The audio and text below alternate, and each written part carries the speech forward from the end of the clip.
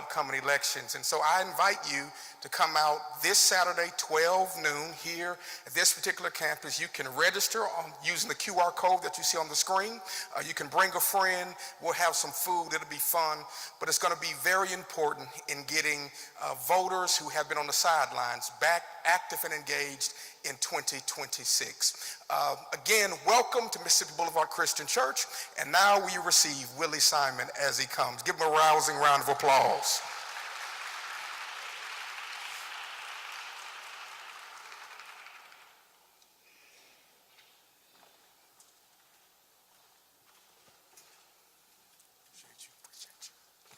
First of all, let's put your hands together for the man of the church, the man of the hour, Pastor Turner. One of these days, he's going to be standing in one of these spots doing some of this great stuff. I'm going to recruit you. I can already tell you that now. So I am so thankful that all of you have decided to become part of the most crucial thing that we have going on in our county right now. We're about to select a county leader. And it's very important. And guess who's the most important people in the room? It's you guys. It's you guys. Because what happens is they're going to come up with a plan to actually execute the things that you need in your communities, things that you need to further Shelby County as a whole, and things that you need to make sure that our children have a future that we can be proud of. So I'm saying right now that I'm so thankful that you're here, and I want you to do three things. Open your mind, make sure you're here to focus on what's being said and not personalities. Make sure you're here to focus on the things that you know that really move the needle in your community, and I want you to focus on those things. The second thing is, I want us to open our hearts. Because one of the things that we've lost in politics is our hearts. We're actually around here and we're all stiff and mean and we can't talk to each other and we got attitudes. Open your heart. Because it's going to take love to lift this community out of the place we're in right now. And the last thing we want you to do is make sure you open your doors.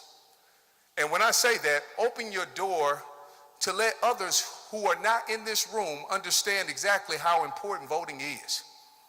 See, the one thing about this is a remnant of people that are here that understand how powerful our votes are.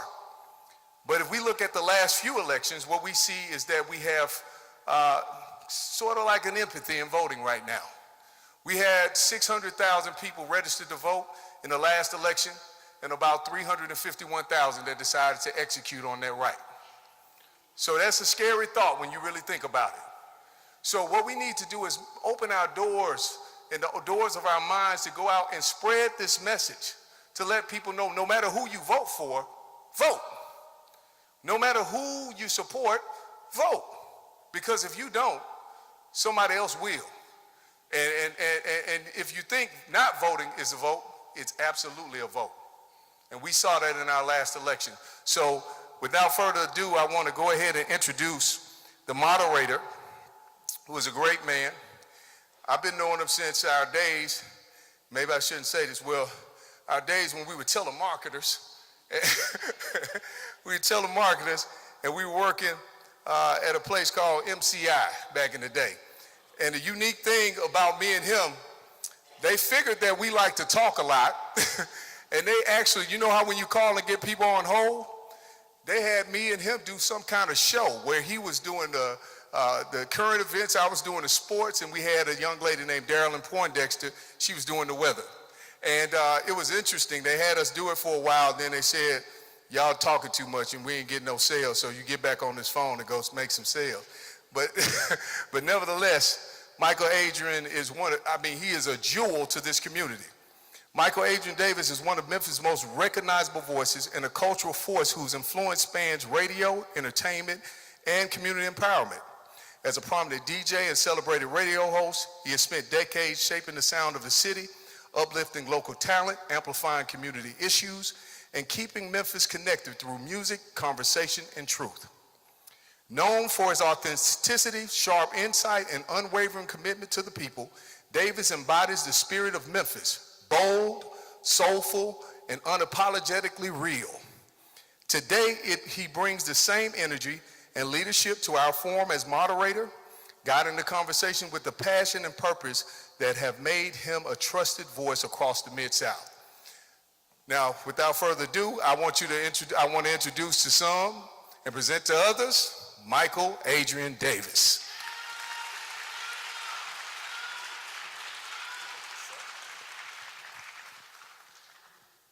Good evening, ladies and gentlemen.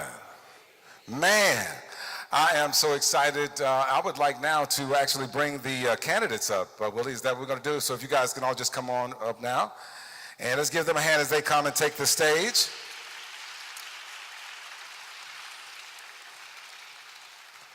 Of course, I guess I'm excited about tonight because this is the part that we all get to participate in, really. And they say that in church a lot.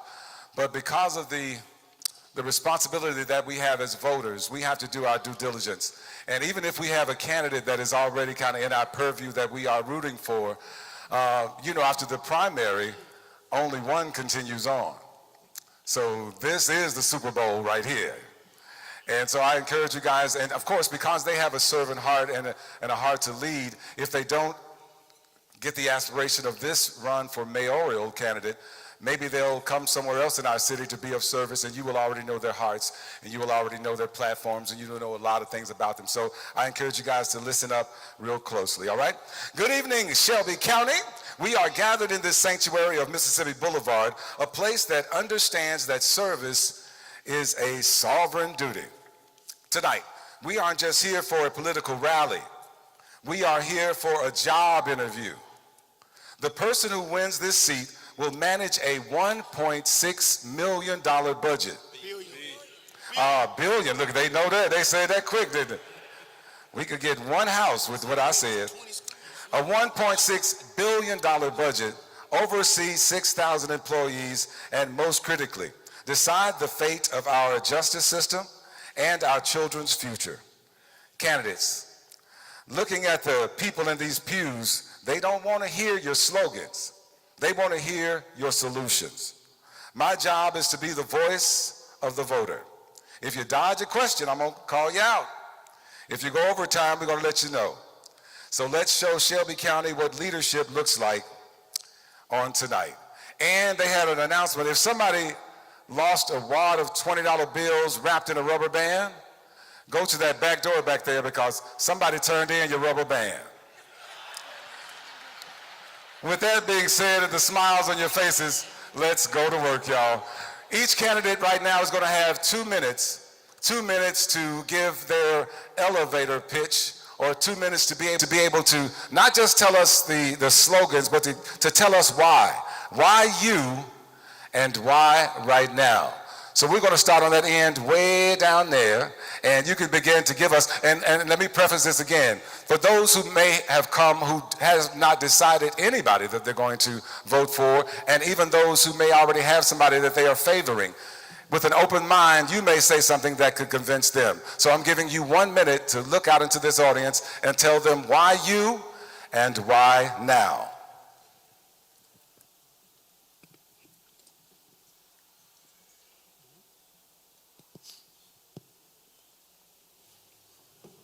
Good evening, everyone. I am Heidi Kuhn, and first of all, I would like to thank Pastor Turner, Mississippi Boulevard Church, and all of you for being here today, and to the Shelby County Democratic Party for hosting this forum. So I've worked in Shelby County government for over 25 years, and I have seen firsthand what leadership can do and the shortfalls of leadership. I started my journey in county government at the health department, reducing adolescent pregnancy and helping individuals with HIV and AIDS. I then became the executive director of the Crime Victim Center, helping victims of crime, specifically women in domestic violence situations, as well as assisting families who had lost loved ones to homicide. I then became the deputy director of community services over all victim and offender services, as well as helping veterans and the aging. I then was charged with the task of creating a training program for the 5,000 Shelby County employees from concept to fully operational status. I then was the lead strategist and special assistant to the sheriff, reducing the opioid epidemic within the jail and helping with mental health. And then in 2018 and again in 2022, I was elected your Shelby County Criminal Court Clerk. I truly believe that Shelby County residents want a leader who delivers, not promises, but results. And you can see by my experience, my depth and breadth of experience in Shelby County government, that is something that I have known for. Results matter. Your mayor matters. And that's why I want you to vote for Heidi Kuhn for Shelby County Mayor.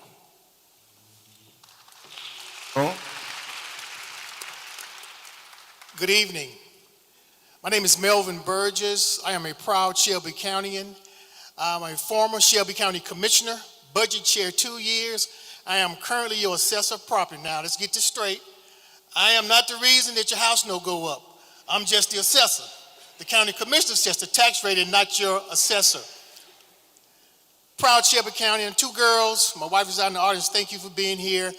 I was with the school system, Memphis City Schools, for 30 years. I retired as the chief internal auditor. And by the way, our first black mayor is the one that gave me my start in the internal audit department, Dr. W.W. Harrington. Shelby County, let's be clear. You deserve better. You deserve an administration that can approve a budget. You can deserve administration or a commission that will come to the meetings and make good, decisive votes, show up when it is time to show up, because it affects the community. You deserve better, Shelby County. You deserve better housing. You deserve a safe neighborhood. I talked to some leaders out in the municipality. I said, the reason you live where you live, because you want a better way of life for your family. That's why you live there. We all want that. And that's what I'm going to bring, not just education, but also economic development, also safety. We all want the same things, but let me tell you this one point, and I'm going to end it with this.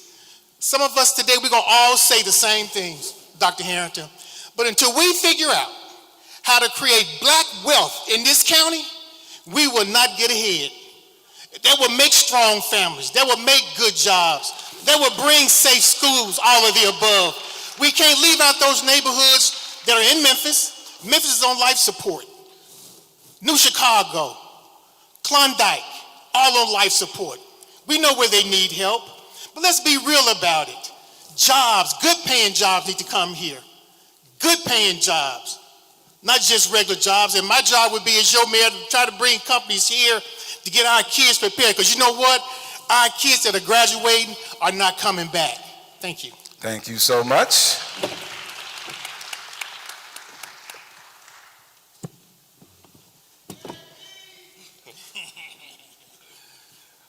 Good evening. First, I would like to thank the Shelby County Democratic Party for hosting this event and each and every one of you for being in attendance. I'm J.B. Smiley, Jr. From the day I decided to serve, I've been about that work. It's always been my goal to put people in a better position. And that's one of the reasons I'm seeking the Democratic nomination for Shelby County Mayor, because our values align. In just a few short months, one of us will be the Democratic mayor. Let me put emphasis on that, the Democratic mayor. And that Democratic mayor will be responsible for pushing back against the Republicans from the White House to the State House. Because we cannot tolerate ICE killing people in our streets, tearing families apart. We cannot afford the affordability crisis making it difficult for us to live, nor can we allow Shelby County to be the testing ground for some of the Republicans' harmful policies. That's why, under my administration, we're going to prioritize keeping people in Shelby County healthy, connected, educated, employed, but most of all, safe. And let me be real direct about this. We can't afford someone attempting to be cozied up with the Republican administration. Now is not the time. We need a leader with some backbone, but also policies that's going to raise the floor for every single person who calls Shelby County home. I look forward to continuing the discussion today and earning your vote and tell you why I'm not only the best suited to address the issues we have, I'm the only one willing to stand up to the Republicans. J.B. Smiley Jr. for County Mayor. Thank you so much. Good evening, everybody. Good evening. That was kind of dry. We all know what we're here for. My name is Rusty Qualls. I come from a small town. I come from the private sector. You know, it's kind of difficult crossing over. You know, but I give you some of my backdrop, what I was operating without the limelight, without the cameras and those type of things. You know, I've always been an active youth leader, traveling from Sykeston, Missouri, all the way back to Arkansas. Going inside the public school, helping kids transition over from young adults into adulthood. You know, I always exuberated my leadership when it came to, you know, people needing wages increase. You know, I opened up my home, opened up my couch to people that was less fortunate than I was. You know, my dream moving here from a small town, Greenville, Mississippi, knowing that there were still opportunities here to leave a legacy, not just for my kids, for everybody else's kids. And so I'm standing here today to come from among the people. I know I haven't held any official title, but I have strong leadership skills. And I want to be able to bring a change to Shelby County. And there's no better way for the way that you change, the way that you vote, and who you want standing representing you. You know, I'm standing up from among the people to be able to bring a change. I want to be able to echo your voices when we go and stand to try to get these policy change and drive better leadership.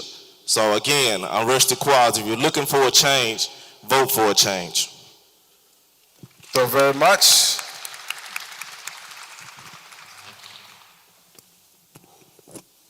Good evening, everyone.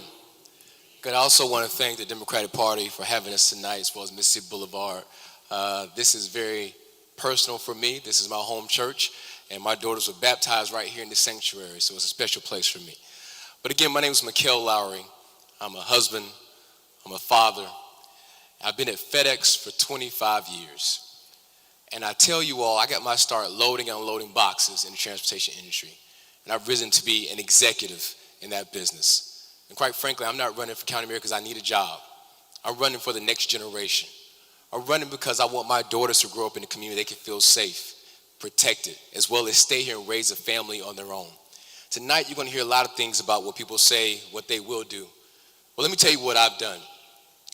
As I've been in leadership, we're going to build a world-class trauma center right here in Shelby County. And that's not just about a hospital, that's economic development. That's jobs that are going to be created. That is accessible health care for a lot of people. We're going to build 2 new high schools in this community. I was chairman when we got both of those done, by the way. And what I'm most excited about is having universal pre-K for every child in Shelby County. It's non-negotiable. We have to send our children prepared to go to school. We have to have a cradle to career mindset in Shelby County.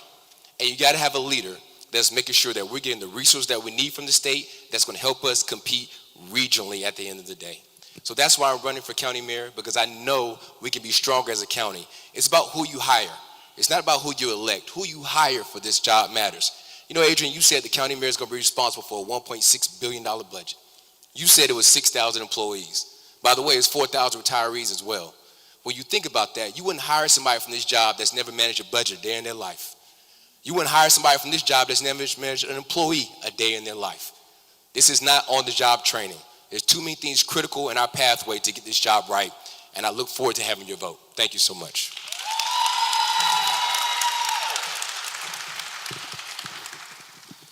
Good evening to Shelby County Democratic Party, Pastor Turner, and the members of Mississippi Boulevard. Thank you all for opening up your doors. My name is Harold Collins, and I serve as the Chief Administrative Officer for Shelby County Government. It's sort of ironic, they all talk about what they do, what they will do. Guess what? Today, we just managed a $1.6 billion budget. Today, we manage 6,000 employees. Today, we manage 4,500 retirees. Today, we manage a $1.7 billion pension fund every single day, not just because we show up to be a county commissioner or a city councilman. Even though I served on the city council in 2007 and 2015, representing Whitehaven, Fox Meadows, Parkway Village, and Hickory Hill. Those are the things that we do and have done on a daily basis. What I submit to you is this: the best indicator of an individual that will say or do anything is what they've done in the past. Check their receipts. If they've served on any body and have not produced anything for their community thus far, why would you elect them now? You're right, we are building a world-class trauma center because we was in the room that made it happen. You're right, we are negotiating building a new school in Fraser. You know why? Because we was in the room and made it happen. And you're right, we may build a new school out in Cordova, but we're working on that. But I'm telling you, as a former city councilman and now the current CAO of Tennessee's largest and most diverse county, you need somebody with experience that matters, somebody that understands, somebody that recognizes what we need to do and is already doing the job today. Thank you very much. Thank you. Well, good evening. Thank you to the party that de-bonafide me, if that's a word. Thank you to everyone here in this audience tonight. Thank you for people showing up. When I found out I was on the flyer, I decided I would at least show up. For every immigrant who has chosen Memphis and Shelby County as home, even though you feel like you've been forced out of this place and you still chose to show up. For every student who's been bullied but still shows up every day, you still show up. For every person on a job who's applying for a promotion and you know that you are the most qualified, although they tell you you are underqualified. I chose to show up this evening and to put people before and over politics because that's all I've ever been about, all of my life. I also want to say thank you to my mom who slid in this evening to make sure nobody got me, because for the past 398 days I've been quiet.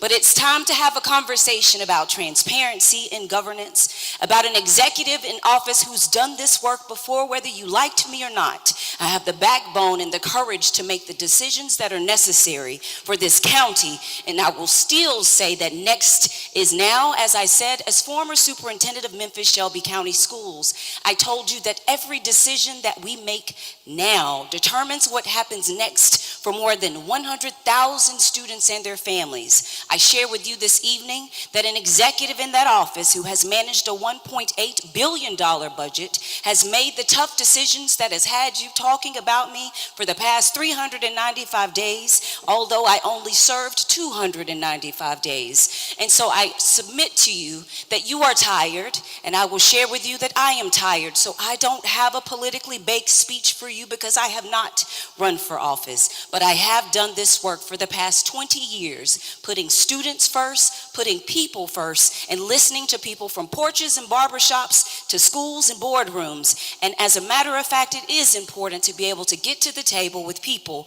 who do not agree with you. I look forward to this evening.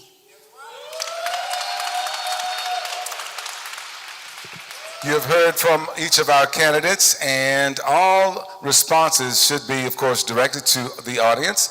Candidates are asked not to engage in direct conversations or debate with another during the forum. Personal attacks, inflammatory remarks, or disrespectful behavior will not be tolerated. With that being said, let's get into our first targeted round of questions, and you have 90 seconds for these questions.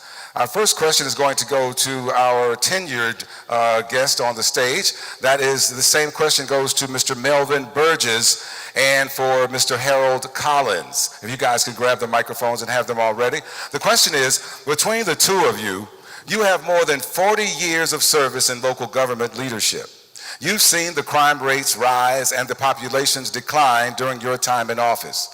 Why should voters believe that the leaders who were in the room while these problems grew are the right ones to finally solve them? Thank you, Michael, for the question.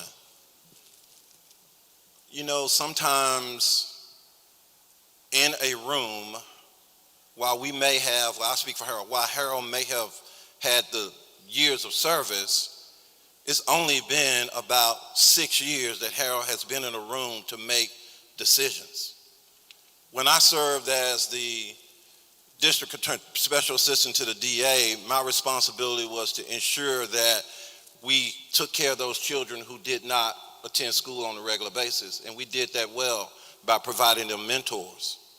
When I was on the Memphis City Council as chairman, we provided resources for small businesses and African American businesses to grow. Henceforth, that's why we developed the Tiger Lane.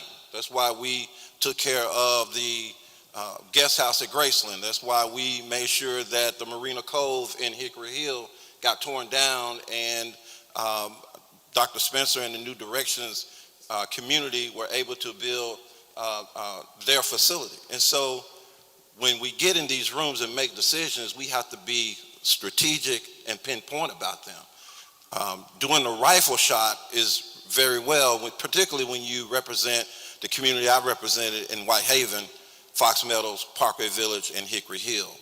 As county mayor, I get the opportunity to see a global opportunity and make those kinds of decisions today, which we're doing right now.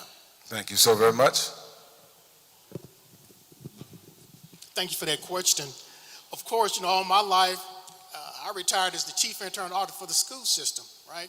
So when I was on the county commission, I chaired the internal audit, or the audit committee, which I chaired for three and a half years, right? I don't know what happened to the audit committee, and also, that's a fair question, but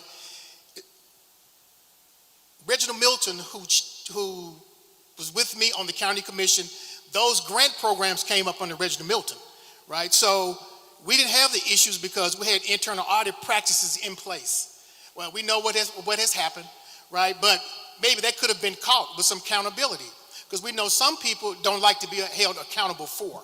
So sometimes, those things do happen. So, and we weren't in the room, or we didn't know that was going to happen, but we made sure we had measures in place when I was on the county commission for each person who received the grant to come to us, and we had a metrics to make sure that what you said, those monies were going to be applied where you said they were going to be applied. And they had to come before our committee. That internal audit committee stayed strong to ensure that a budget was passed for that county commission. I was on the county commission for 8 years. The budget was approved every time, not just by the administration, but also by the state. It was approved every time. So we had something in place to hold everybody accountable to ensure that the process and procedures are being adhered to. All right, I'm going to give both of you guys 15 seconds again as a rebuttal, because the question was, how can voters trust that you guys who have been in leadership all this time will be the ones that can take us somewhere different? Will we have more of the same, or are you offering something different? That is the question. Well, I know with Melvin Burgess, you're going to have integrity. I come from integrity. I come from 30 years in the school system with no blemishes, integrity. I come from integrity. At the assessor's office, I followed the rules. That's why I was the assessor of the year for the entire state of Tennessee, as well as West Tennessee. And also received the Lifetime Achievement Awards, which has never been received because I followed the rules and I had integrity. Thank you so very much. Yes, sir. Here's the difference between what you're asking and what would be different under a Harold Collins administration. We're going to be strategic about putting and building schools in the inner city in Memphis. Why? Because we just had a presentation from Memphis Shelby County Schools. They told us they had... All right. Thank you so very much. Time is up. Thank you so very much. This next question goes to J.B. Smiley Jr. and Mikael Lowry. The same question, and the question is about, both of you have championed moving or rebuilding the Shelby County Jail. Experts say a new facility could cost over $400 million without raising property taxes on families already struggling with inflation. Point to one specific department or a project that you will cut to fund this construction.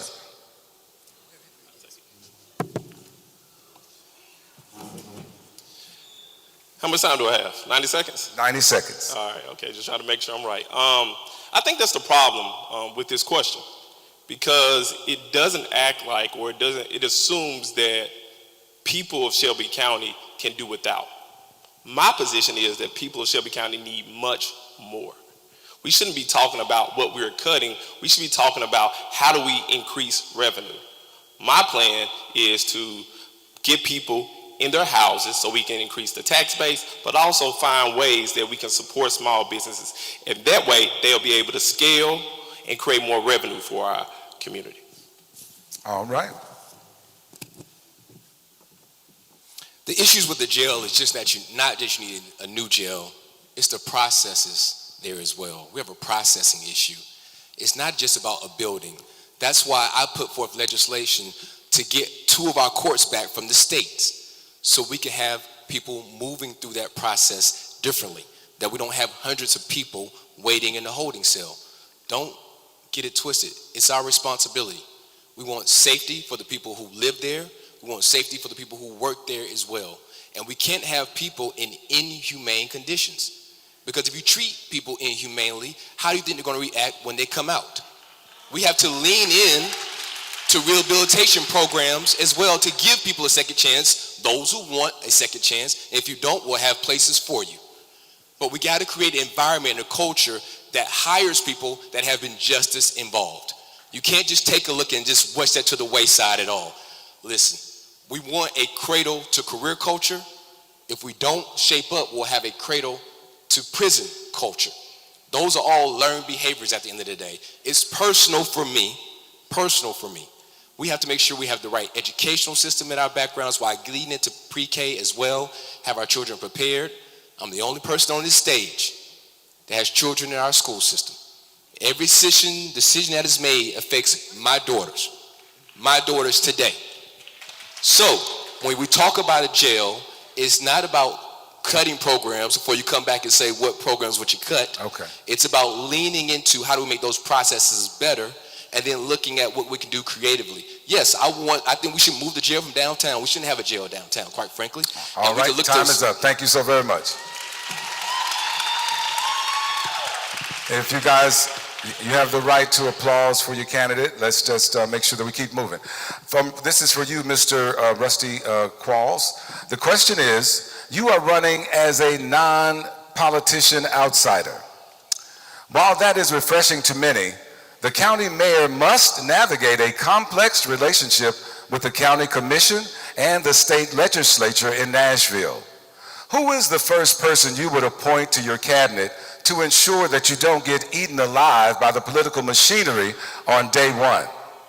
That's a great question. So I do have someone that's been helping me navigate through this whole process, and his name is Mr. Leroy Jones Sr., and that would be my first election to help me continue. You know, he has a plethora of background to be able to navigate through those things, you know, whether it stretches all the way up to Washington, D.C., and I trust his judgment.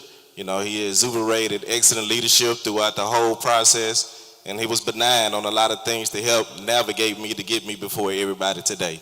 And so just leaning on some of his wealth and his knowledge, you know, because as a leader, as a proven leader, we all know that we don't know everything, right? And so I just continue to lean on him and take the advice of wise counsel to be able to move Shelby County forward.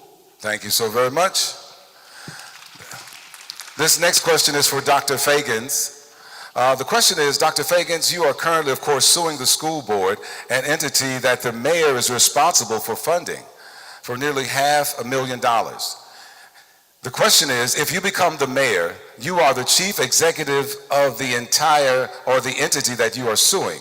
How can voters trust that your personal legal battle won't create a massive conflict of interest on your very first day?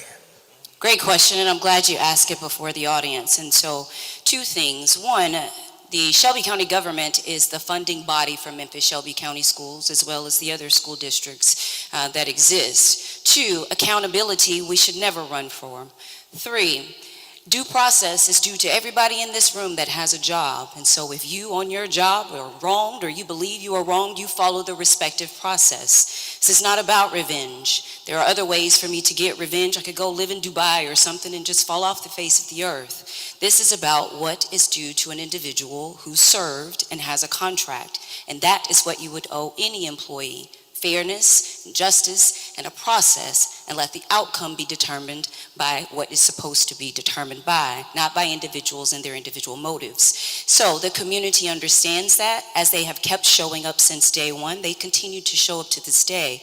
And so you know that you can trust that I will do the right thing. You know that I will be transparent, and I will continue to lead in such a way that you saw me lead as former superintendent of Memphis Shelby County Schools. So you go and follow your due process on your respective jobs. That's the same thing that I am doing in this moment, while keeping it where the focus where it needs to be, and that's on the citizens of Shelby County.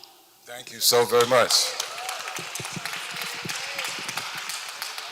Our final question in this round is for Ms. Heidi Kuhn. The question is, your platform is heavily centered on the success as clerk with expungements and justice reform. However, the county mayor must also oversee the health department, Regional 1, and rural infrastructure. Give us one specific policy you would have for the residents, say for Millington or Arlington, that has nothing to do with criminal justice reform. Thank you for that question, and let me clarify that I'm not just about criminal justice. I have the experience in education, community services, and health. But to answer that question, one of the things that I would love to do is we are about to receive about $20 million of opioid abatement money. And I would like to redirect that money so that we can have some affordable housing. We don't offer the availability to individuals to buy homes. This opioid abatement money could provide perhaps $5,000 of forgivable loans for individuals to put money down so that they can have a home. Because when people own their homes, they take pride in their areas, their neighborhoods, in which we can reduce crime. The schools will be better. The areas will be better. And so improving the empowerment zones, creating affordable housing, making sure that the businesses are thriving, that's what's important to us, and that's what's important to me. Thank you very much. That ends this portion of our general questions or targeted questions towards specific candidates. Now we'll have a quick round of deep dive questions. These are 90 seconds each as well, 90 seconds for these. And this question will be asked to all of the candidates here. The first question is that the relationship between the mayor and the county commission is, in some people's eyes, broken. What is the one specific process change that you will make to end the bickering and start the governing? We'll start with you, Ms. Fakins. I think that relationships are key in anything. I think that an understanding of the interests that are important is significant.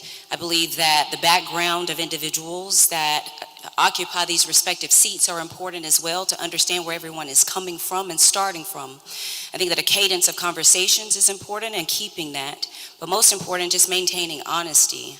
I'm not sure that I would call it bickering as much as I would call it individuals who are sharing their own respective stances, advocating in the way that they believe that they should do so for their respective districts and for a county overall, and then ultimately standing their ground, whatever that might be, and then landing where they land in order to move the business forward. I think the challenge is that the business and the focus is not the same, and where we need to be is not the same, and so ultimately the process, the how we get there, ends up being a detriment or a flaw, or if you will, it slows the process of moving things forward. And so as your next county mayor, you can depend on me to establish the right relationships, just as I have before, working through those relationships with the time given this time, and actually operating in a way that makes Shelby County the leader that it should be in the state, and moves us into our rightful positions as leaders across the country as well.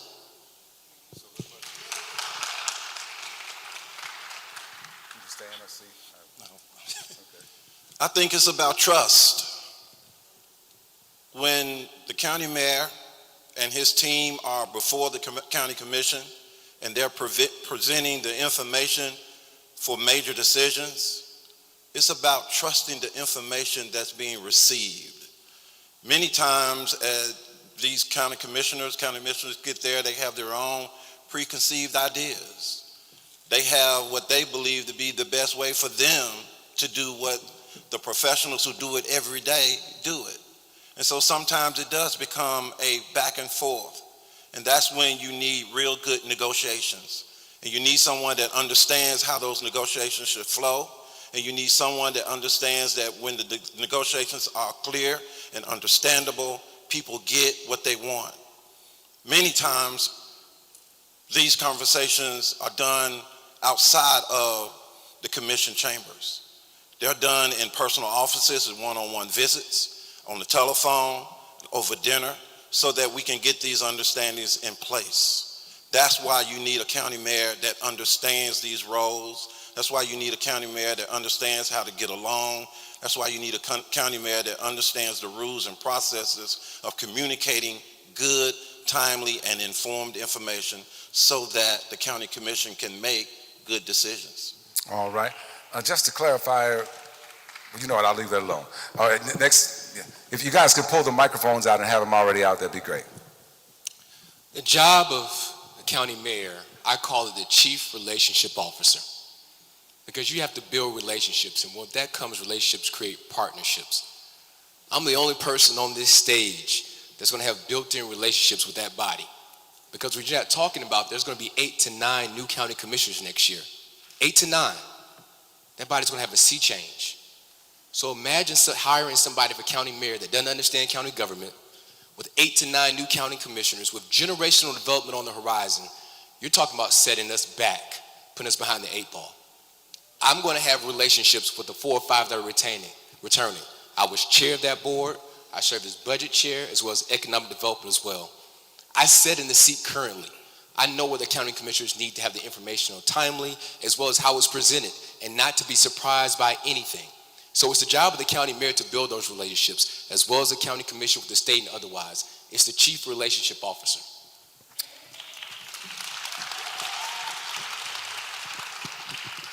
And so for me, let me not be misunderstood when I say this.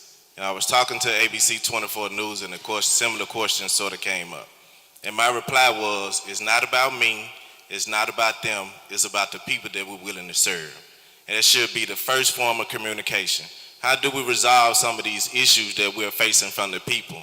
You know, it's not time for leadership to sit on their pockets. It's time to get out and do some of the grassroots so we'll know what the people actually want. You know, that's how we get together and bring those things together. If it's meeting, you know, once or twice a week, I'm fine with that. You know, looking at my background, pulling Canada, the whole North America together to resolve some of the issues, I think that's some of the things that we can bring forward into this administration. You know, let's pull together. It's not about you. It's not about me. It's about the people that we serve. And let's come together and resolve some of these issues that we're hearing every day. Thank you so very much.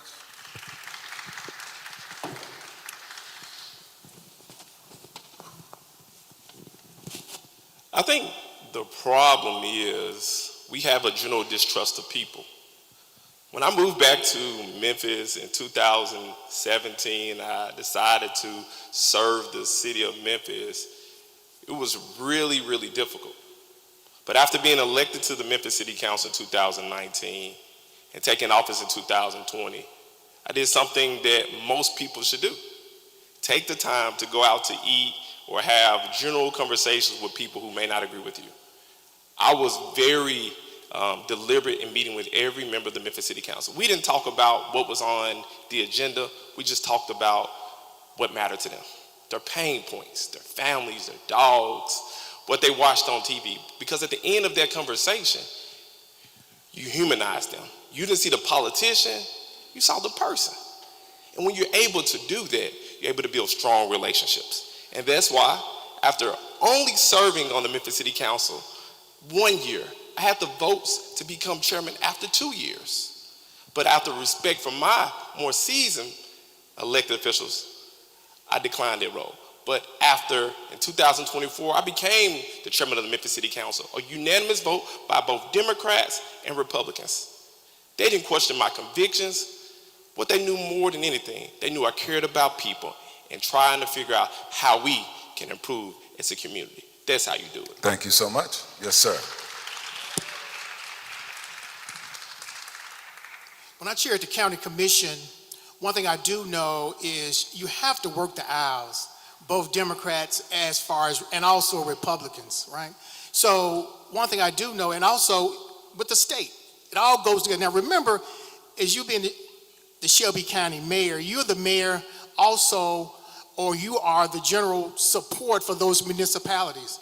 You also got to answer and see what they need at the state level, because we're all in this together. It's just not all about just one municipality or just all about just Shelby County. It's all of Shelby County. And I'm going to be transparent. There was not, or there should be, a good communication device between the Shelby County mayor and the electeds. There has to be communication, or it will not work. Things can be said and things can be put in memos or whatever the case might be, and those things don't happen. So I can hear a conversation sitting up saying what needs to happen, communication. No communication. We have to communicate. We got to know what everybody is doing, not just in Memphis, not just at the county commission, but also in those other boards out in Arlington, out in Lakeland, and other municipalities. Because I am also the mayor, or I'm also the leader out there that bring the people together. We got to make sure that we communicate with all the municipalities, see what everybody needs. Everybody have needs, not just Memphis. Thank you. Thank you much. When we go out, everybody asks us, what are your top priorities? And of course, all of us are going to answer somewhat the same. Public safety, economic development, education. But you know what a priority for me is? Fostering and developing relationships. Because I've been a part and I've been an elected official, and you all have seen, and it's not just about the mayor and the commission. You have a commission that doesn't get along. You have a council that doesn't get along. You have two mayors that don't get along. You've got the mayor and the sheriff that don't get along. And as Mr. Burgess mentioned, you also have a mayor and elected officials that don't get along. How can we move the needle forward if none of us are getting along? We can't. So my thought, the very first thing that I want to do within the first 30 days of being elected is to get all the elected officials together. And we're looking at a brand new slate of officials. We need to get together and to prioritize and have conversations and look at the goals for Shelby County and how we can move the needle forward. Because we can't work in silos. We can't work individually. We can't be all about power and control and money. We have to collaborate. We have to be consensus builders, and we have to build those relationships because we cannot do it alone. And unfortunately, that is what's being seen right now.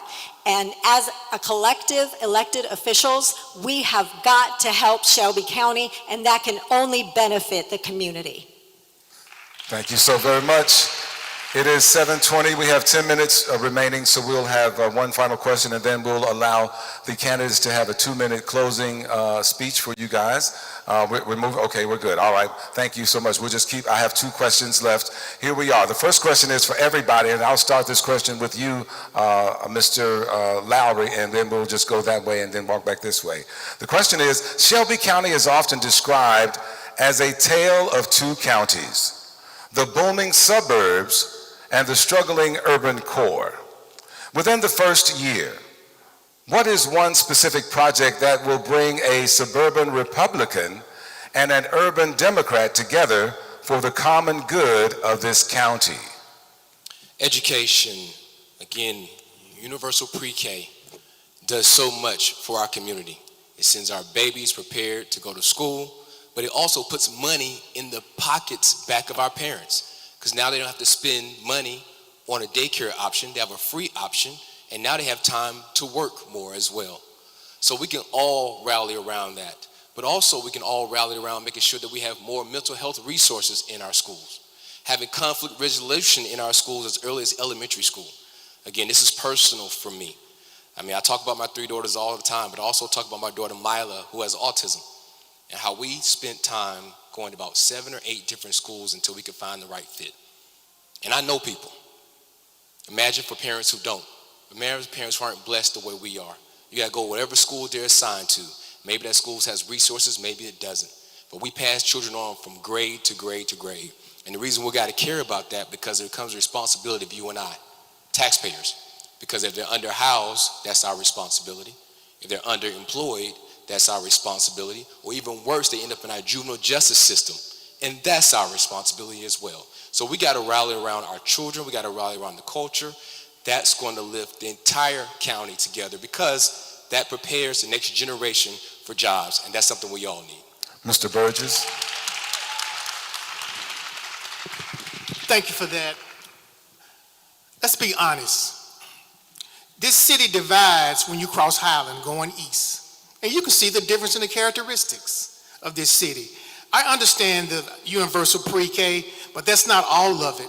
It's also about economic development. It's also figuring out how can you get additional funds? How can you go to the state and lobby for additional funds? Okay, it's the Republicans are the majority, but how do we get that relationship to bring these funds back to our community?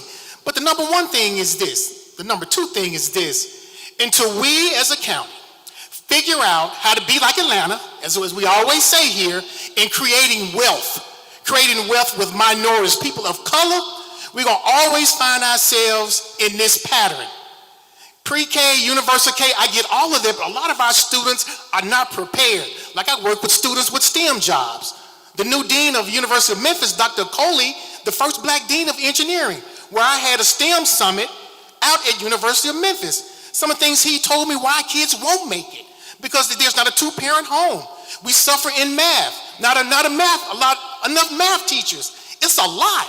But until you get that economic struggle of people of color, getting them with their families, make sure they have just the basic resources to go to school, we're not going to make it, Shelby County. It sounds good, but it's not going to make it. We need to invest. Thank you. All right, your time.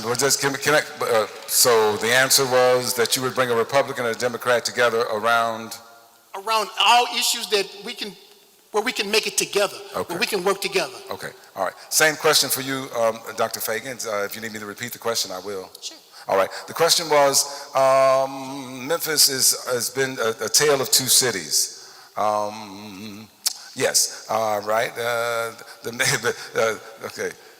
It's okay. I moved the question. You got it? Yes. Okay. Yes. Yeah, here's the question, because I had moved on to the next question. But what is one specific project that will bring a suburban Republican and an urban Democrat together for the common good of this county? You know, when I met with all the municipal mayors, I did ask them this particular question, and, you know, suffice it to say, it wasn't just one project. It was, can we just actually start meeting together?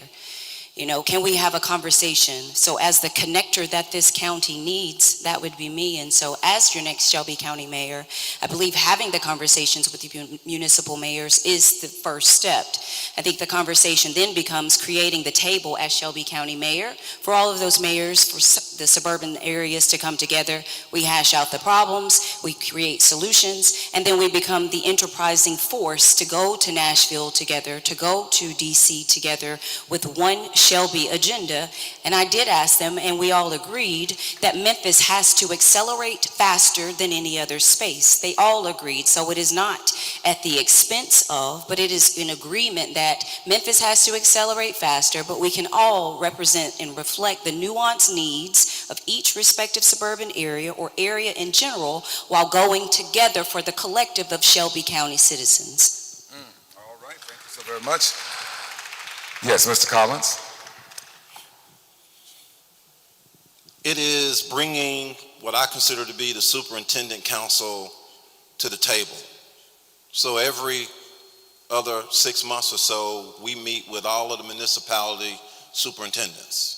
And we're talking about what is on their agenda for the next school year, making sure that they have the funding for their students, for their capital projects, and their projects that they see down the road. When we meet together and we discuss common interests, then Democrats and Republicans, suburbanites and urbanites come together for that one cause. We recognize there are always differences, but we can meet on those one or two solid issues. The education of our children and the buildings that they get their education in, and the public health that they all need to ensure that their families and their children would be healthy going forward. Those are some of the things that we do already. All right, thank you so very much. Mr. Smiley, and then Mr. Qualls, and then Ms. Clune.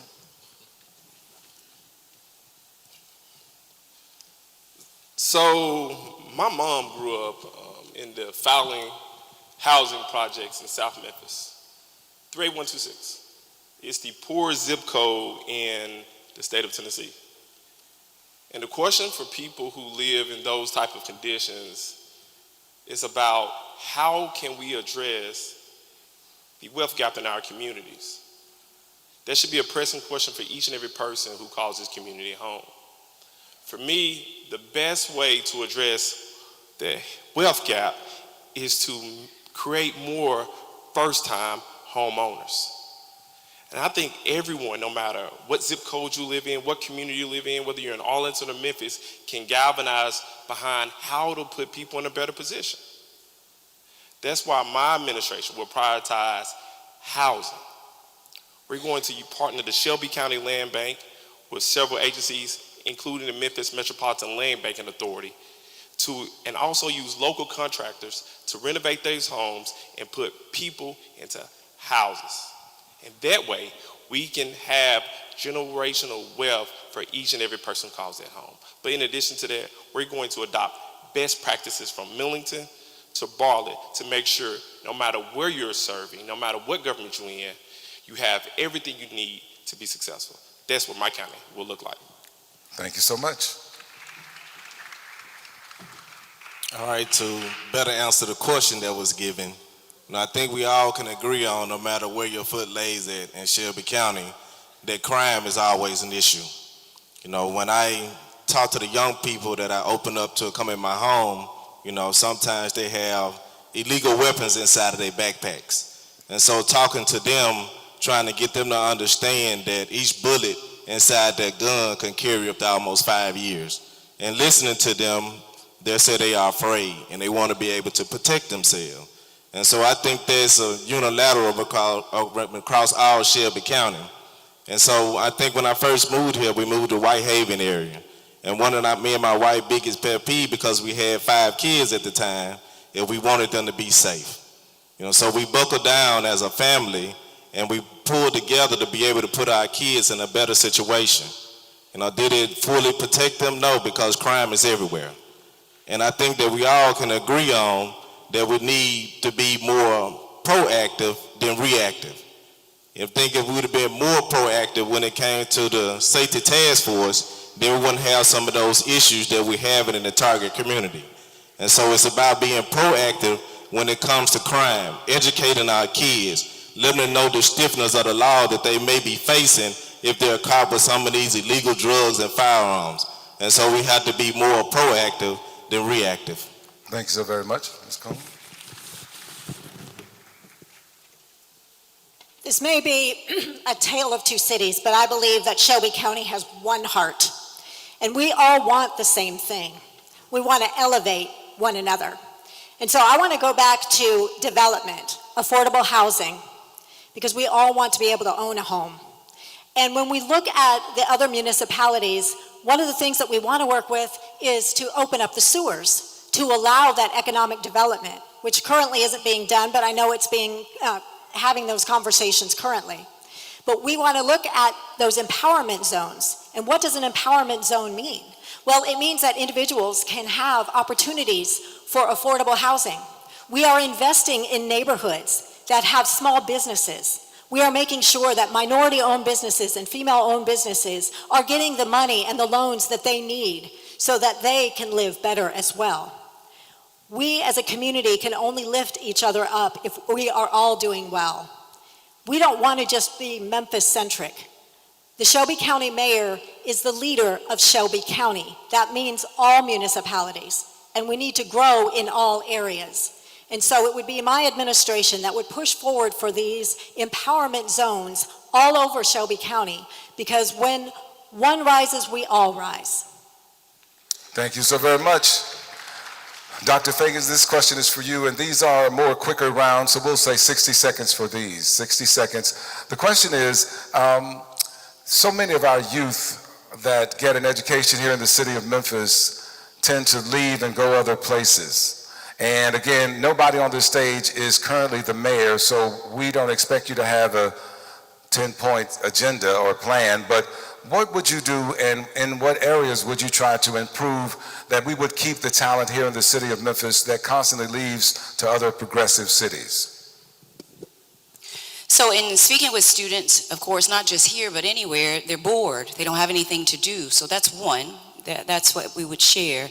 As next county mayor, it's about attracting businesses here that want to be here, but it's about allowing our students to be able to start those small businesses, about equipping individuals who are here already through a small business accelerator academy to start small businesses, but more importantly, designing the areas so that they can have things to do. And that starts right here in our neighborhoods, right here in our communities. I think the second thing is they want to feel safe as well, and so they contribute to that safety. Safety happens in our neighborhoods. We're all responsible for the safety of each space. And so focusing on safety through conversations in our neighborhoods, but being visible and approachable through sheriff deputies and continuing to use Memphis Allies and other nonprofit organizations. And then finally, it's upskilling. They want to be able to have their hopes and dreams to come true here. And so it's providing them a pathway to see a way forward from pre-K to paycheck. And that's what's in my plan. All right, thank you so very much. It's open to anybody on the floor that would like to answer it any way that you see fit. Yes, sir, go ahead. Yeah, I answered. Of course, being from Memphis, I have two girls that finished Spelman College. One lives in New York and the other one lives in Atlanta. And the first thing, and even my friends, some of my colleagues that even go to this church, that say that their kids do not want to come back because there are no jobs. There are no jobs that are pegged to what some of their majors are. My youngest daughter got a degree in anthropology. Of course, my oldest daughter got a job in journalism, went to Columbia, also in New York, but there are no jobs here. There's nothing to do, right? If you live in Atlanta, I promise you, and you got a job in Atlanta, you would not be coming back home. But how can we change that? We can change it in a way by which we can first, let's grab our culture as Memphis. Grab who are we? Let's define the culture here in Memphis and who we are. And maybe we can bring our kids back on board, having things for our kids to do. As I mentor some kids from KIPP Academy, the first thing they say is they don't feel safe, and also there's nothing to do. So it's on both sides of the spectrum of why kids are not coming back, which is called our knowledge economy, which are not coming back to Memphis. All right. Yes, sir, Mr. Collins. Was the question how to get them to return? What would you do and specifically to keep them from leaving, or either to come back, either the two, to retain them? Retention was the first part of that. I defer to yes, sir. Mr. Yes, Collins. Thank you. Two things. Number one, we do need to recruit administrative, engineering, and technology jobs because our kids today are majoring in those kinds of professional degrees, and we need to make sure that we're there. And the reason I say that is because Memphis and Shelby County has been a transportation system. We put all our eggs in one basket of transportation. That's no offense, but that's just the way it is. We can have both and, not either or. The second thing is, and I shared this earlier, my daughter's here, both of my daughters are moved here. I made them sign contracts with us because they went away to college. And they decided to go away to college when they could have gone to any school in the state of Tennessee for free. But we made them sign contracts to come back and work in their community for 2 years after they got those degrees. Why? Because we knew they were going to get professional degrees here locally, and then selfishly, I wanted them to meet some young man and grow up and fall in love, and my grandparents would be here. But that's the truth of the matter. We have to make sure that our children we get creative with our children, and hopefully they will come back. But administrative, engineering, and technology jobs are the future now for Memphis and Shelby County. Thank you so much. Mr. Smiley? Absolutely. There's no just me talking about it. We actually have a plan for that. First, visit our website, votejbsmiley.com, and look at our policy. But there's two things that we're going to do very specifically. One is the return and retain initiative. Because when I went off to school with a lot of my friends, only 2 of us returned home, and I find that to be problematic. That's why, under my administration, we're going to incentivize those students who choose to come back to Shelby County and work or choose to stay here and work. We're going to layer it out, whether if you're in a high-demand industry, an educator, high-demand industry. If you're a nurse, high-demand industry. We're going to incentivize you by supporting your student loans. But in addition to that, experience, pay initiative. What that means is we are going to partner with local businesses to help subsidize the amount to help those students get experience on the job. Because in Shelby County, oftentimes it's not the lack of ability that we're finding, it's the fact that they don't have the experience. We're going to support people, support our students, so they will stay in Shelby County.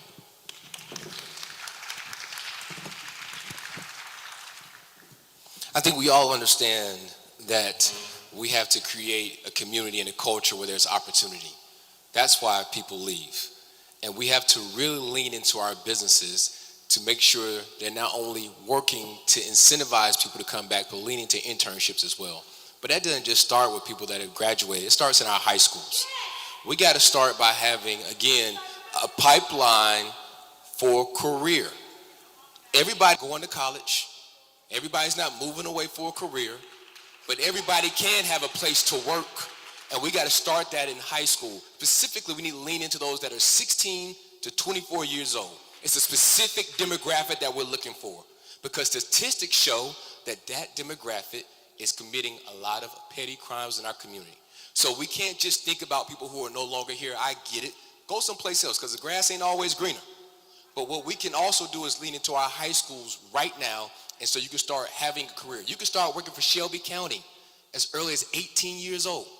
You can work in our correctional facility as 18 years old. That's a career where you can retire after 7 years. So we got to make sure our high school students know that there's opportunity here now. Thank you so much. Yes, this is a passionate topic for me. You know, I have a 15-year-old that should be his second year in college, but he opted out so he can walk with his peers. And so I understood what that meant. And so it's about giving them hope, something to hope for when it comes to the future.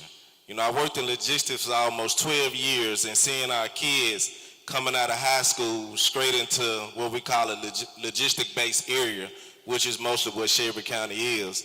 You know, they lack some of the skill sets to be able to step up to operate proficiently within their job. You know, not only does that, you know, are the businesses that we're allowing to come here, are they concerned about the further education of our children? You know, like I said, I worked at a company that offered just that. And if they landed within that field, then they would be able to get, you know, a higher education for free. And so it's about giving them something to hope for and demanding that the businesses that are here, that will be concerned about our kids' future. Thank you so much. Yes, ma'am. I think it first starts at home, because we've got to have a lot of pride. Unfortunately, we speak so negatively about Memphis and Shelby County. I have 4 adult children that went through public school here, and actually, Mr. Collins, I have 2 grandchildren that are here. And I believe that what we need is change to keep them here. And to kind of go along with the same lines of education, not every child does need to go to college. Not every child will go to college. So we need to start looking in our schools and assessing the classes that we are providing. Perhaps we need to look at trades, because there are kids out there who have excellent skill sets that could just do so well in trades, and they are making bank. They don't need to go to higher education. That is one way to be able to keep them here. We need to ensure that individuals have opportunities, reduce barriers for a brighter, better future. All right, thank you so very much. Here's a question that came in from some of our viewers. We are streaming this on all major platforms. Of course, the Shelby County Democratic Party's their website.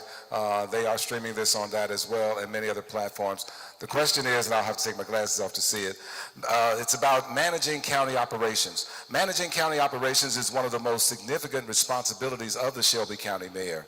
Beyond setting the direction, the Shelby County Mayor must ensure that departments are properly led, effectively staffed, and positioned to deliver results for nearly 1 million residents. A major example, of course, is the Shelby County Health Department, which operates with a budget of over $100 million and is responsible for protecting and improving the public health of this community. And they go on to talk about the previous director and her accolades. The question is, As Shelby County Mayor, how will you manage county operations to ensure that when key department directors depart, particularly leaders of major divisions like the Health Department, they are replaced in a timely manner with candidates of equal or greater standings? Wow, that's a mouthful.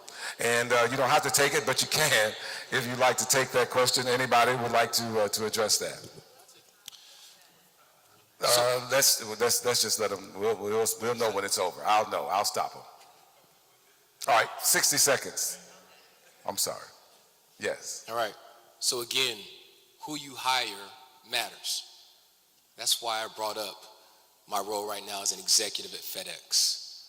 Quite frankly, you have to hire competent people, but you got to hire world-class folks that can get the job done, even if you disagree with them.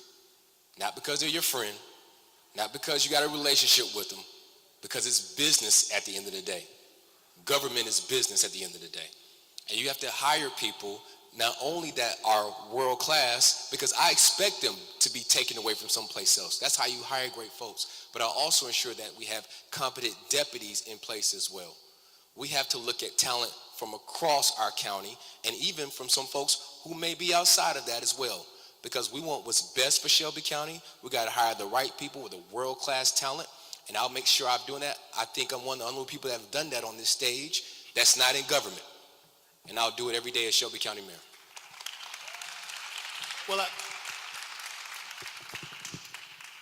Well, just to say, I've never worked in the private, well, I did work in the private sector when I was with an accounting firm, but I've been working in government over 40 years. When I went out to the assessor's office, I didn't know what the issues were. I had less assessors than what the state said I should have had. I didn't know that. I had only 34 appraisers. I was supposed to have 84, right? So on the back end, I had to grow more appraisers, right? I had to make sure that their managers, or when they became appraisers, that they got the proper professional development. We just talked about our kids are not staying here. Well, how can we pull from here if our talent's not coming back here, right? So it's very difficult. It's very difficult to fill some of these positions. However, right, as a leader, you should ensure that there are succession plans in your department when that director or that person leaves. That's automatic. But you got to ensure that professional development is carried out. It ain't got to be within the county. It can be outside the county, which I would suggest and recommend. But having those things in place, when you do leave, like I will have when I leave the assessor's office, a succession plan will be in place for all my department heads. Thank you so much. Yes, sir, Mr. Collins. You know, we already have, and we've already experienced this with the leaving of the former director of the health department. And we casted a net countrywide. And we had to make sure that we found the right person to lead that department. Because state law requires that whoever leads the health department must meet certain standards. You just can't hire anybody.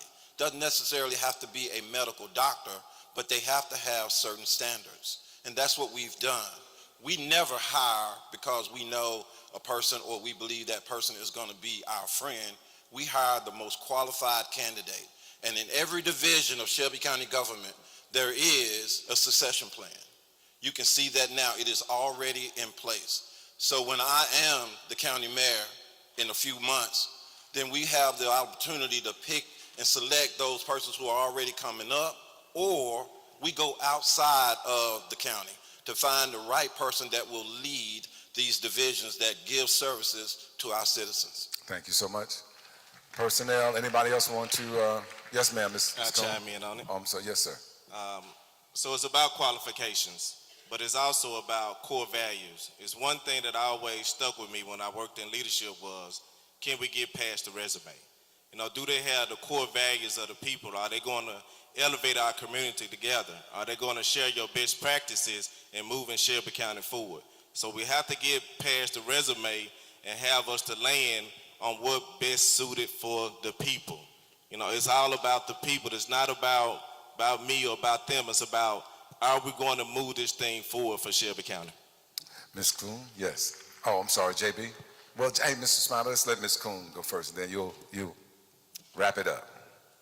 I've been part of administration in Shelby County government as well as an elected official for the last 27 years. And I think it's imperative to make sure that you have good people and knowledgeable people around you.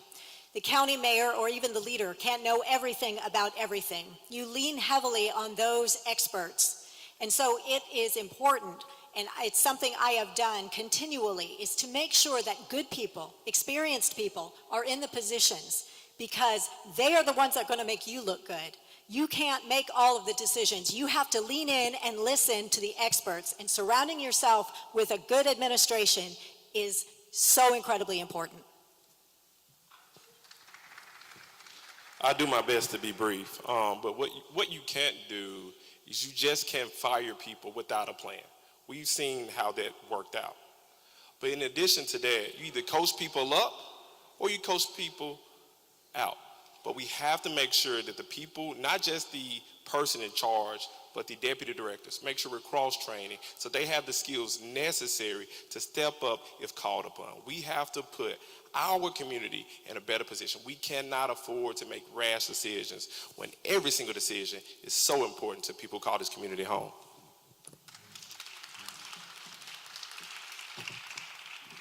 Well, that was cute. And so what I will say is, because multiple individuals are involved in a hiring process, any effective organization rises and falls on leadership, and multiple voices must be included. Mr. Smiley was included in many of those reviews and conversations. And so I think about, as an executive who has made those decisions that people ran from, you have to understand what's at stake. And so what's been mentioned is important. Succession plans are important.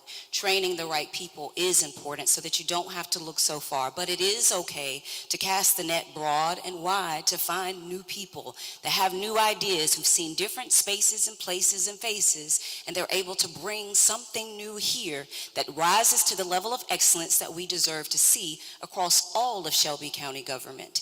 And so that's a combination of things that must take place. And so I stand on the decisions that are made and the plan that was put forth December of 2023. And so you also see a plan on my website as well in the first 100 days to make the same happen. Thank you so very much. To be respectful of your time, we've got 2 minutes for each of these wonderful candidates to give their final closing appeal, and that will take us a little over the 8 o'clock hour. So we're going to, you want to take a moment, a break? What do you, keep going? Are you saying keep going, wrap up? Wrap it up, that's what we're doing. So they're going to each have 2 minutes for their closing remarks, and then we will have my closing remarks, and then we will adjourn. So where would we like to start with the closing remarks? Mr. Burgess, yes, sir.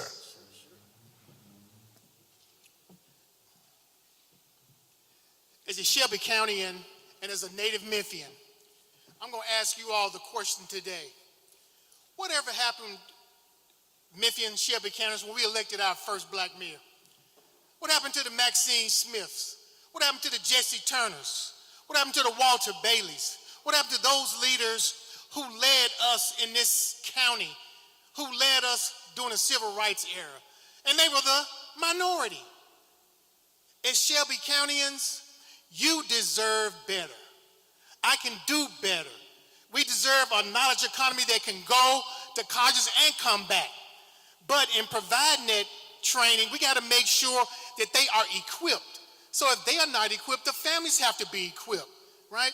So my intention as your mayor would implement an Office of Innovation. The Innovation Office would mean that some of y'all in this crowd today, some of you Mississippi Boulevard members who are doctors, who are lawyers, who are chemists, you want your kids on that same path. The school system can't do it all, Dr. Herron. They can't do it all. So why don't we provide funding from county government to put tutors at some of these churches and other entities to try to make sure that these kids are on track too. Let's not forget these kids that are aspiring also. I think we have left them behind. If you're trying to build your knowledge economy, Shelby County's, we can do better. We can do much better than what we're doing now. We know where we were when we elected our first black mayor here. We know where we were. We know how when we came together, like all of us said here, we all came together. And also the Martin Lowrys also. All of that group. We got to identify who we are. We got to work together with all the municipalities to make sure that things work out. But the most important thing, you all in this church, we got to continue to prayer, and prayer works. Thank you.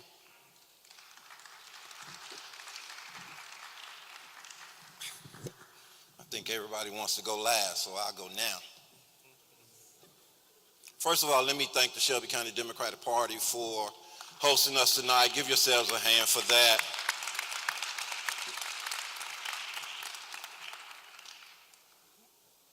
Public health, education, and the safety and security of our county.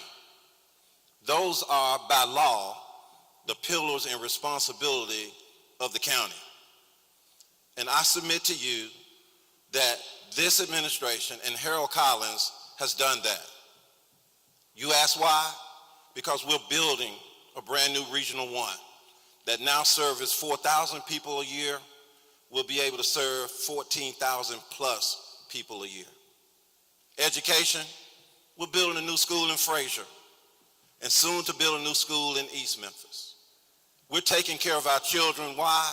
Because our children deserve to learn in an environment where they will be challenged intellectually and technology-wise, and to learn those vocational skills that they deserve to have if they do not choose to go to college. And then safety and security, well, we all know the sheriff is really responsible for that, but it is the responsibility of the county mayor to ensure that those persons who are convicted of crimes are held accountable, but more than that, get a second chance when they are released. Because we know that 95% of those persons who are incarcerated will be released. That's why we've created the reentry program. That's why we made sure that those persons who got out are in school now at the only accredited barbering college in corrections at the penal farm. That's why we do vocational training and small injury repair and low voltage training at the Office of Reentry, because we know that it's our family members that need the support. I submit to you that managing a $1.6 billion budget, operating with 6,000 employees, 4,500 retirees, and a $1.7 billion pension fund, that's what we've done in 4 years. Harold Collins is your person to elect to make sure that Shelby County continues forward. Thank you.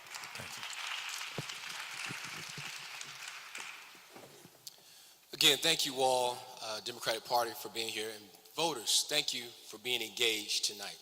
We're going to need you more than ever, because at the end of the day, it's important that a Democrat is elected to serve as the next county mayor of Shelby County. However, who you hire matters at the end of the day.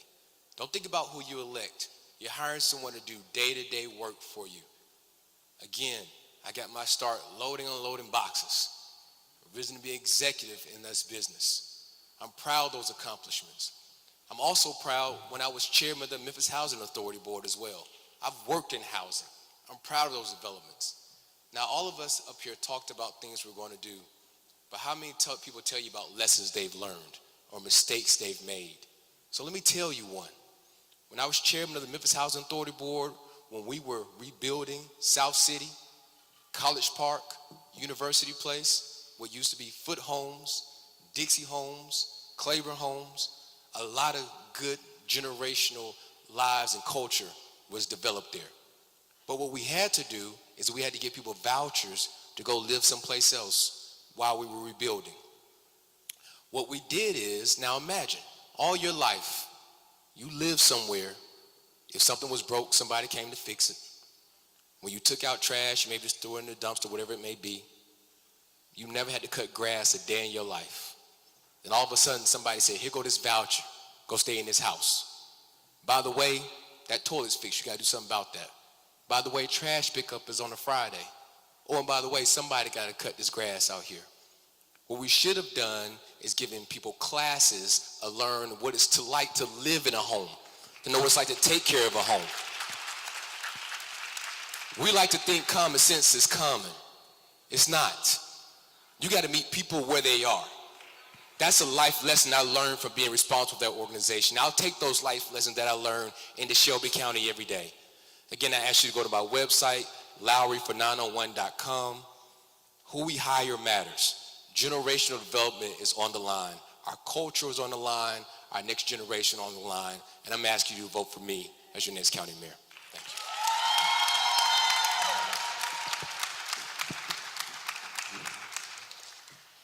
I love Shelby County.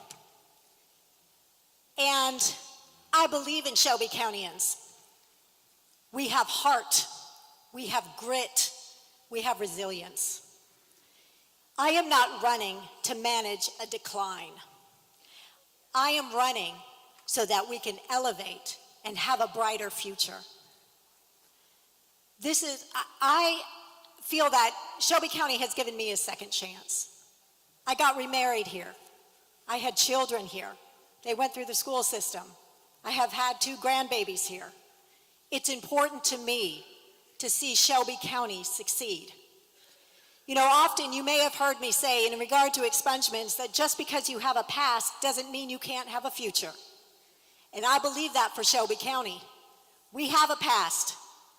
We are definitely dealing with some things currently, but I believe that we have a brighter future. We can have a brighter future together for reduced crime and safer neighborhoods. We can have better education. We can have less blight. We can have a more beautiful Shelby County. Because I don't know about you, but I am tired of being at the top of the list for the worst things. It is time for us to be at the top of the list because we are good, and it's because we, as collectively as Shelby Countyans, want to make Shelby County better. And so I am asking you to give me a chance to become your next Shelby County mayor, because I want to give Shelby County a second chance.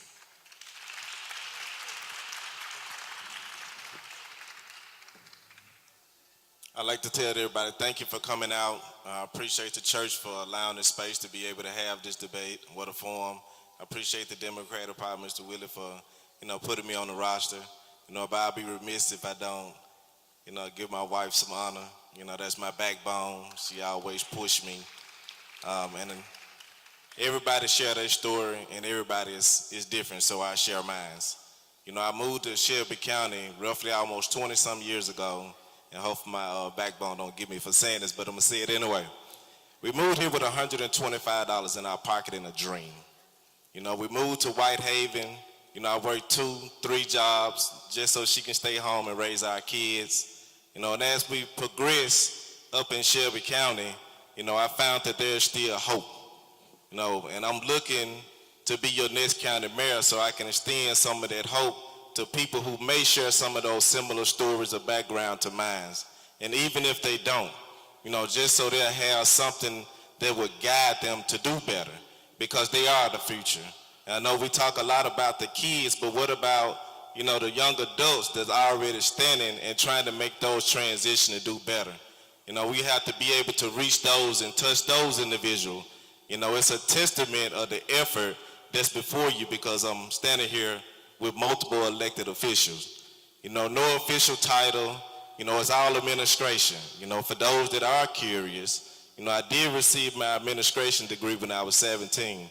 And so we talk about bright stars and want to be able to be that example for the next generation. And if you're looking for a change, let's change your vote and vote for Rusty Qualls.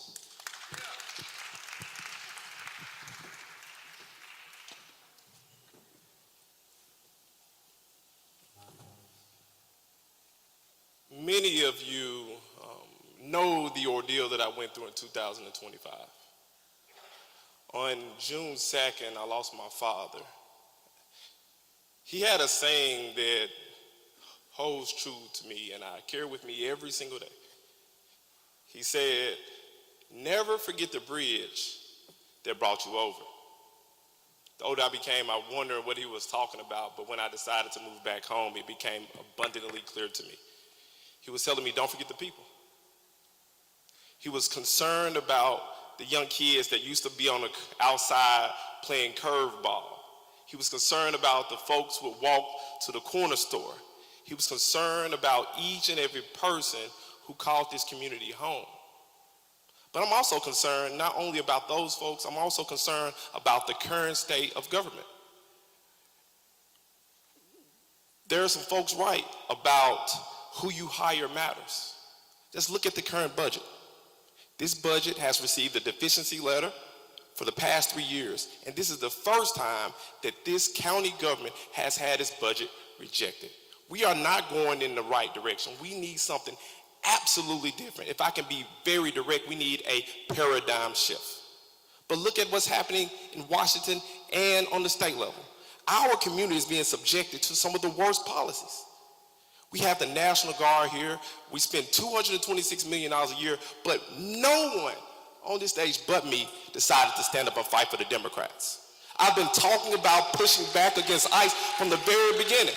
You don't have to worry about J.B. Smiley going cozying up with the Republicans because the Republicans don't mean us any good. But what you know is J.B. Smiley is an advocate. J.B. Smiley will push back against the nonsense we see from Donald Trump, against the nonsense we see in Governor Lee, and against the nonsense we see from Cameron Sexton. This is not a competition about who's the nicest to the Republicans. This is the Democratic primary. You get to choose who is the next Democratic mayor. And I hope you choose one with backbone, J.B. Smiley Jr. for county mayor. Thank you so much. Dr. Fagans? You know, I moved here to serve and lead 100,000 children and families that ended the way that it ended. But service doesn't start or stop with a title.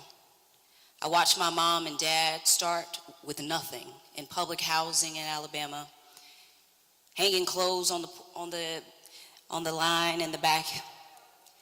I watched my great-grandmother put cash under the mattress. So we've always had a little bit and been able to do a lot. Wherever I have lived and wherever I have led, everybody wants the same things. Sharp, strong schools, safe neighborhoods, a little bit of money to go do something fun, a good job, and a place that you can call home, whatever that might be and wherever that might be. That hasn't changed since I moved to Shelby County. No one has said anything different. From the mental health court when I met with them, to General Sessions Court, to judges that I've met with, municipal mayors, students, parents, big mamas, madias, and abuelas. Everybody wants the same thing that I ask every teacher that I've ever served with or led, and that's just to give a fair shot to our children. That's the only thing that I'm seeking to do in this particular position as your next Shelby County mayor, is to ensure that nearly 1 million people have a fair shot to live life the way that you want to define success the way that you want to, and to ensure that you have a government that is collaborative, ensure that you have a government that is accountable and transparent, and does exactly what good government is supposed to do, and that's remove barriers that prevent you from doing the things to lead the life that you deserve to live. Our children deserve to call this place home. You deserve to be proud of the place that we call home. And I look forward to leading you as your next Shelby County mayor. Wow. Well, candidates, thank you for your spirit and for your answers. To the people of Shelby County, the power in this room does not belong to the people on this stage. It belongs to you. We have heard 7 different visions tonight. Now the burden of leadership shifts from them to your ballot. Don't just leave here with a flyer. Leave here with a plan to take 10 people to the polls. Our future isn't a destiny, it's a choice. Thank you, Shelby County Democratic Party and the Historic Church. I am Michael Adrian Davis. Let's keep the faith and let us keep the pressure on. You are free to move about the country.